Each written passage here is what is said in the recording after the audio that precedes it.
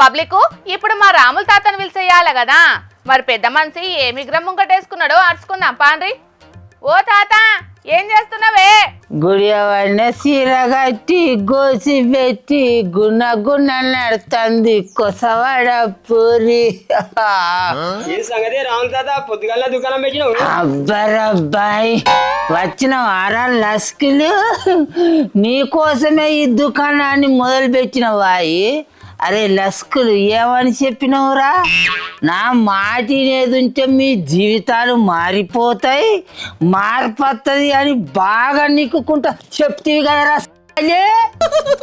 అగ్గో నేను అప్పటికి అనుకుంటూనే ఉన్నా ముసలోడా, ఇవాళ ఏం పంచాయతీ ఇంటికి తీసుకొస్తున్నావా అని అనుకుంటూనే ఉన్నా. ఆ పని మీదనే ఉన్నావా?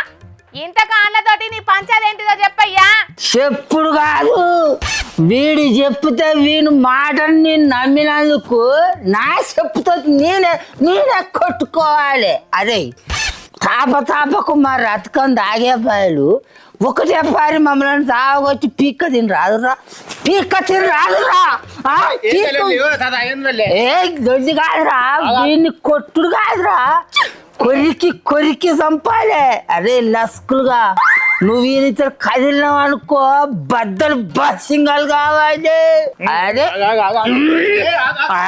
అరే అన్న మీద గంతగానం కోపం ఎందుకే? ముందుగా ముచ్చటేందో నాకు చెప్పు. అరే లస్కులుగా మీ రేవంత్ సార్ సర్కారు ఇంకెంతగానో అని మా తాగుబోతుల పుట్ట కొడతారా? ఓ పక్క అప్పుల మీద అప్పులు తీసుకొస్తారు, ఇంకా మా మందు మీద రేట్లు పెంచుతారా? ఎంతకాలం అని ఇంకా ఓపిక పట్టారా మేము? కొడుక ఇంతకు నీకే ముచ్చట తెలిసి సర్కార్ను అన్న నిలదీసి అడుగుతున్నావా? ఆ ముచ్చట చెప్పు ముసలోడా. అరే అది కాదురా శంకరి, ఇప్పటికే మన రేవంత్ సారు సర్కారు తెలంగాణ మీద 3,00,00,000 రూపాయలకు ఎక్కువనే అప్పు తీసుకొచ్చిర్రట. ఇప్పుడు అది జాడదు అన్నట్టు మళ్ళీ ఈ నెలల ఇంకా 4,000 రూపాయల అప్పు తీసుకురాబోతాడట్రా. అంటే ఎన్ని చేస్తారా? ఎంత ఊకోవాలరా? ఎంతకాలం అని ఊకోవాలరా? తప్పుడు చేయవు గుద్దుతే గుడపిత్తమయ్యాడు వాళ్ళగానే. ఓహో, 2 తెలుగు రాష్ట్రాలు ఈ మే నెలల ఆర్బీఐ దగ్గర తీసుకురాబోతున్న అప్పుల ముచ్చట తెలుసా? ఆ అన్న మీదకి పంచాయతీ కోతున్నావు. అది చాలదన్నట్టు. అరే శంకరి, క్వార్టర్ కిస మీద 60 రూపాయలు, ఫుల్ బాటిల్ మీద 100 రూపాయలు పెంచబోతాడట మన ముఖ్యమంత్రి రేవంత్ సారు. తెచ్చే అప్పులు చాలే అన్నట్టు తాపకి మందు రేట్లు పెంచుడు ఏందిరా?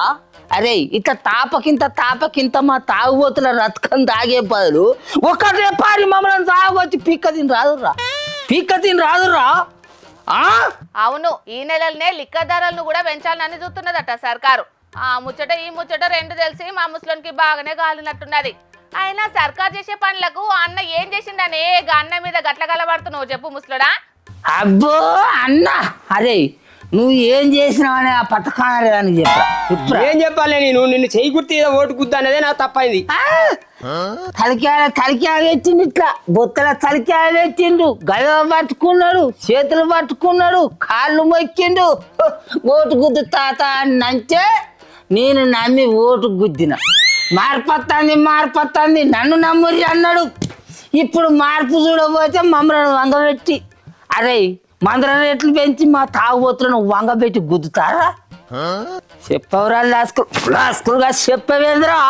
అరే ఓరి గలీజు తాత నాగబట్టరా?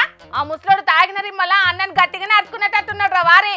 ముసలాడా తలకాయ తిక్కయిట్లా సర్కారు చేసిన పనికి గానం మీదకి ఎందుకు పోతారా? ఊకే పోవుడు కాదురా, కొరకాస అనుకొని వీనికి ఏడి కాడికి వాతలు పెట్టాలి. అరే మా తాగుబోతుల పుట్టకొచ్చి ఏం బాగుపడతారా మీరు?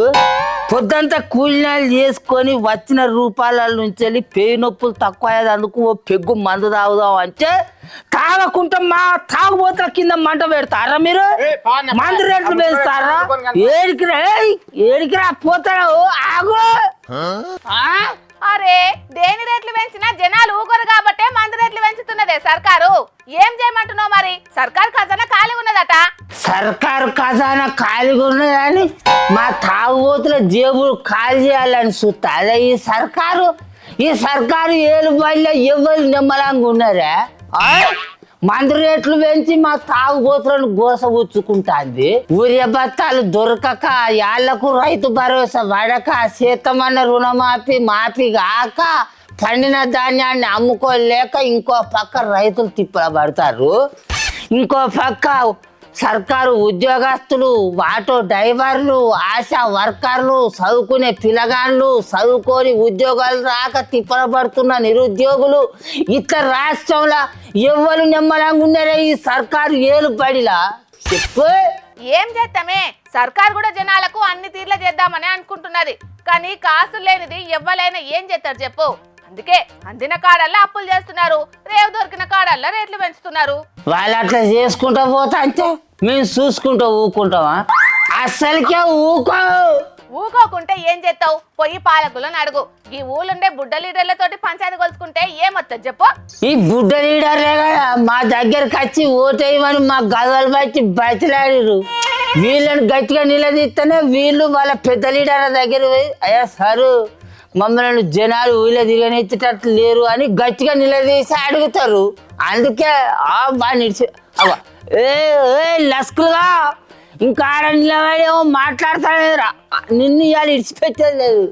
అసలు ఇడిచిపెట్టేవాడిని ఇవాళ తాగింది దిగదాకా వాళ్ళు ఎంబడే పడతా చూడు. నీ వార్తలు చదువుకో. సర్కారు ఓ దిక్కు అప్పుల మీద అప్పులు చేస్తున్నది, ఇంకో దిక్కేమో ఏర్పడకుండా ధరలు కూడా పెంచుకుంటూనే పోతున్నది.